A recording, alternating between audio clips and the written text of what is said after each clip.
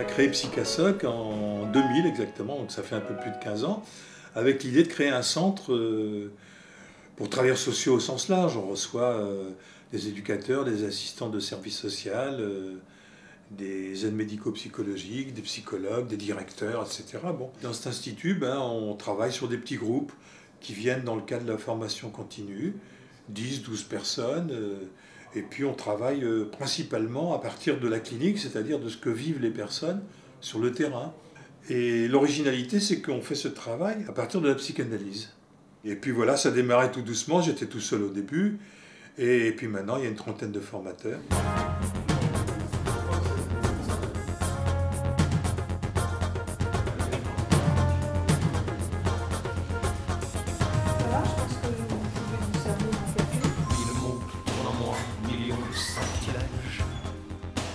Je m'occupe de toute la partie administrative et de l'organisation des stages ici à Montpellier et aussi des organisations de formation un petit peu partout en France et à l'étranger. Moi, je suis arrivée ici en débutant sur un contrat professionnel. Voilà, donc j'ai fait mon contrat sur une année dans lequel j'étais en 35 heures ici. Et j'ai donc tout appris de Psychasoc, parce que bon, des tâches de bureau, etc., on sait faire, mais Psychasoc, c'est un univers de la formation que je ne connaissais pas. En psychanalyse, travail social également, c'est quand même quelque chose de très spécial.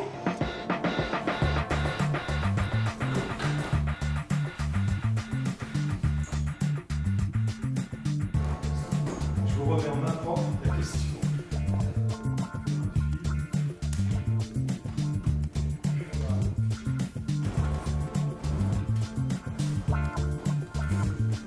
Joseph a eu la grande idée, la belle idée de mettre en place ce projet Psychasoc qui permet aux travailleurs sociaux, à la clinique éducative d'exister, d'être pensée, d'être écrite, de faire des congrès, de faire des journées. Et donc c'est un lieu reconnu partout. Et quand on rencontre des jeunes éducateurs, ils vous disent « Ah, mais tu connais Joseph Rouzel ?» C'est un peu comme si un Marseillais lui disait « Tu connais Zidane ?» C'est vraiment quelque chose de repéré, repérable. Joseph le sait, je suis un amateur de ballons ronds et de ballons ovales.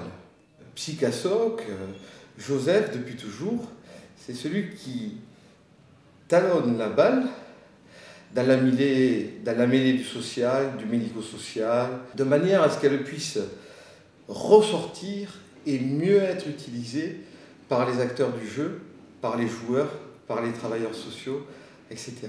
Moi, j'estime que la formation dans le travail social, c'est un peu un travail d'artisan où des gens qui se sont coltinés le métier essayent de transmettre tout doucement à des plus jeunes, quoi, un peu comme des maçons ou des tailleurs de pierre. Enfin bon, il y a ce côté-là, quoi.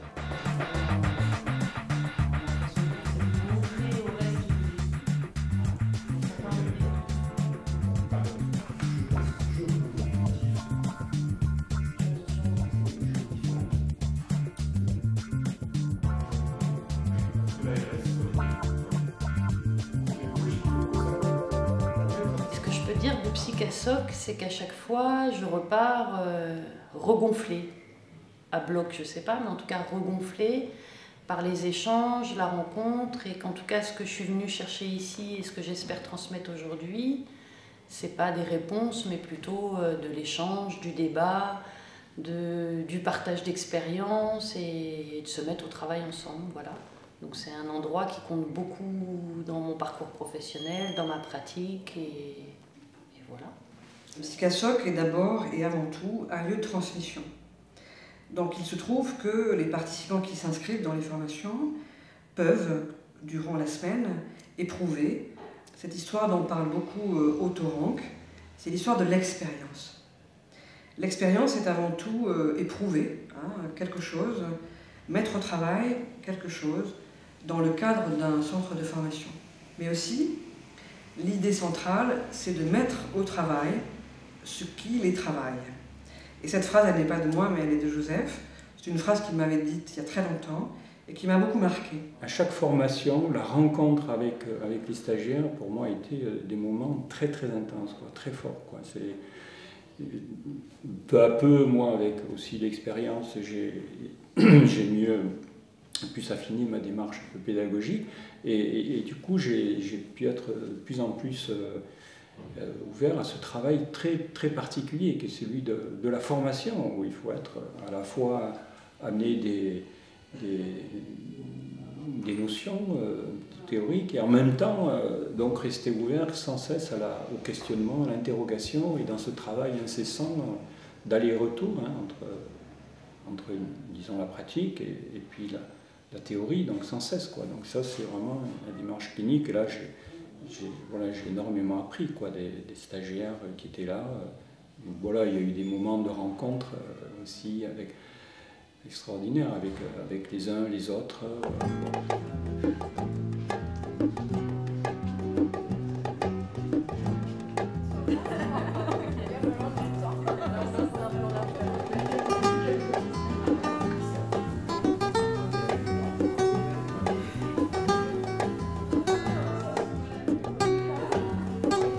Qu'est-ce qui nous a amené, c'est un peu sortir de l'institution, de notre établissement, réfléchir, amener un peu des éléments nouveaux sur le soin. On est psychologues tous les deux. J'ai participé à plusieurs formations.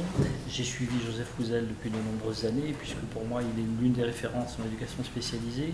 J'ai à peu près lu tous ses ouvrages. Et je pense que c'est très aidant pour les éducateurs avec lesquels je travaille. Je suis moi-même responsable dans un foyer de l'enfance à Toulouse, et donc je trouve toujours beaucoup d'intérêt à venir ici, rencontrer des collègues, partager nos expériences. Voilà, une envie à un moment donné de prendre du temps pour un peu ailleurs, pour réfléchir sur un thème assez large, qui est la clinique et l'approche clinique et l'institution. Et puis voilà, pas forcément avoir des connaissances nouvelles, mais en tout cas repenser des idées, échanger avec d'autres personnes qui ont d'autres pratiques. Moi je suis déjà venue l'an dernier sur une formation psychasoc, donc sur la psychose d'un travailleur social. C'est très important pour nous d'être ici parce que c'est une structure, on va dire, psychasoc qui est très importante pour les éducateurs spécialisés.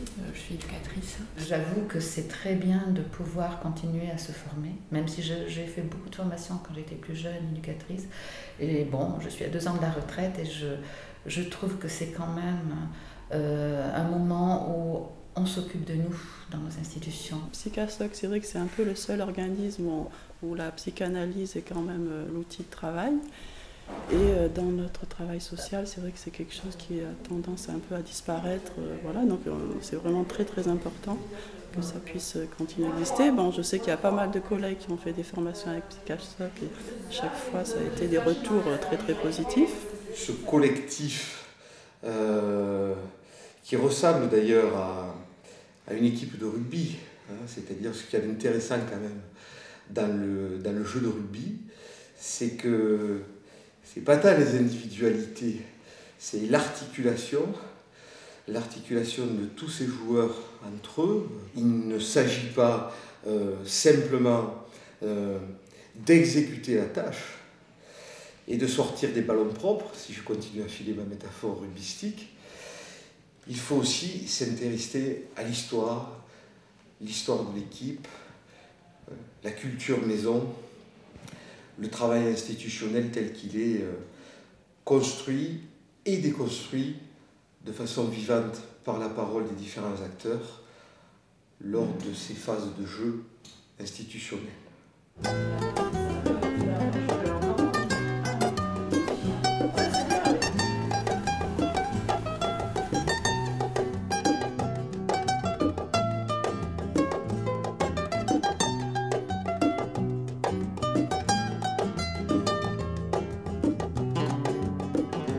La psychanalyse apporte des outils, des concepts, des façons de penser tout à fait utiles dans le travail social, surtout dans un moment où c'est un champ d'intervention qui est gagné par des méthodologies managériales, du côté des procédures, du côté de la bureaucratie. Et non seulement ça, mais les grands lobbies financiers s'intéressent aujourd'hui au travail social parce qu'il y a du fric à faire.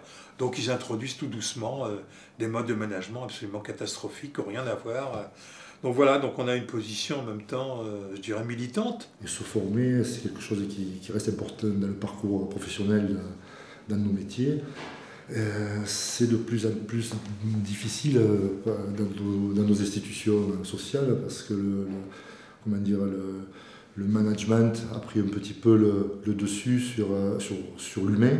Et Psycasoc, effectivement, propose d'entretenir, j'allais dire, la machine à penser un peu. Et entretenir la machine à penser, c'est effectivement essayer de combattre un peu et de faire résistance à tout ce qui est évaluation, management de l'humain et de cette transformation du côté de l'objet. Tout ce qui est du côté du management a tendance à transformer l'être humain en objet comptable. Le droit à la formation individuelle est bafoué maintenant dans notre pays. Et donc il ne reste plus maintenant de la place que pour les formations sur la sécurité, sur les normes HACCP, sur tout ce qui n'est pas la vie d'ailleurs, la vie des personnes qu'on reçoit. Et c'est un peu triste de penser qu'effectivement tout ce qui a permis à nos métiers d'évoluer, de se professionnaliser, tout ce qui a permis aux travailleurs sociaux d'accumuler une expertise, une expérience formidable sur l'état de la société, tout ça est en train d'être jeté aux orties d'une certaine manière. À l'heure actuelle, avec tous les remous qu'il y a dans le médico, santé, social, on y perd un petit peu nos identités d'accompagnement.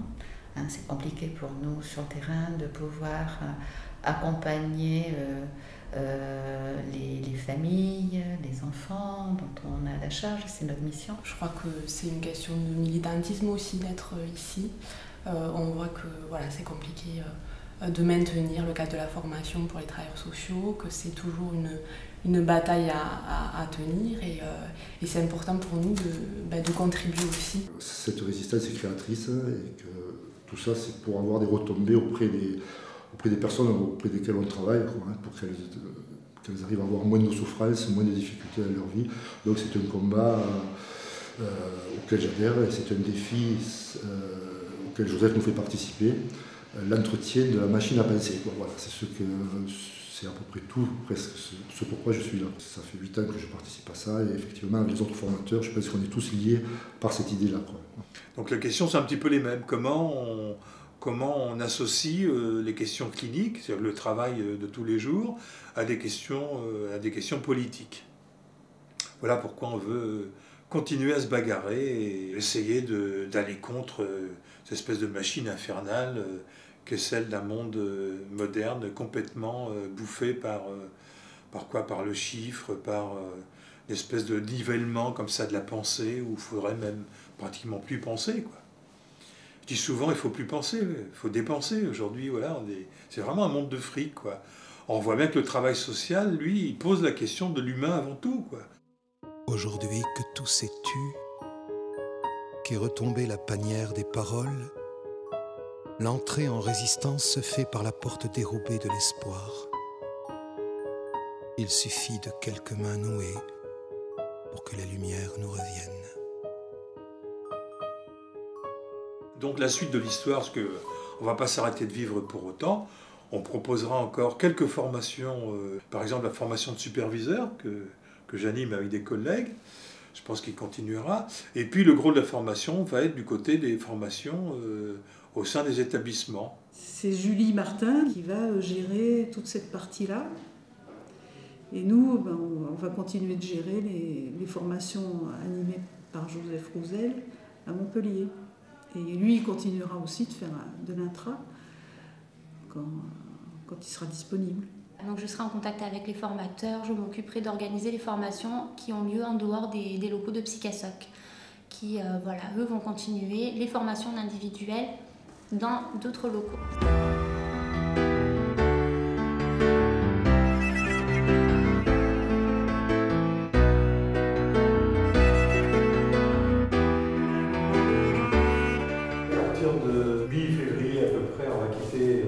La Grande Rue Jean-Moulin, on a travaillé, on a accueilli des stagiaires pendant une bonne dizaine d'années. Et puis on a trouvé un nouveau local ici qui permettra de continuer à faire des stages et accueillir les collègues qui viennent du terrain. C'est en travaux pour le moment, mais bon, ça sera opérationnel en février. Des gens derrière le mur, ourlés dans l'étincelle de l'hiver, qui portent des rouges-gorges sur leurs mains. Des gens aux yeux blottis, serrés dans la pénombre, ouvrageant les grands rideaux qui protègent de la barbarie.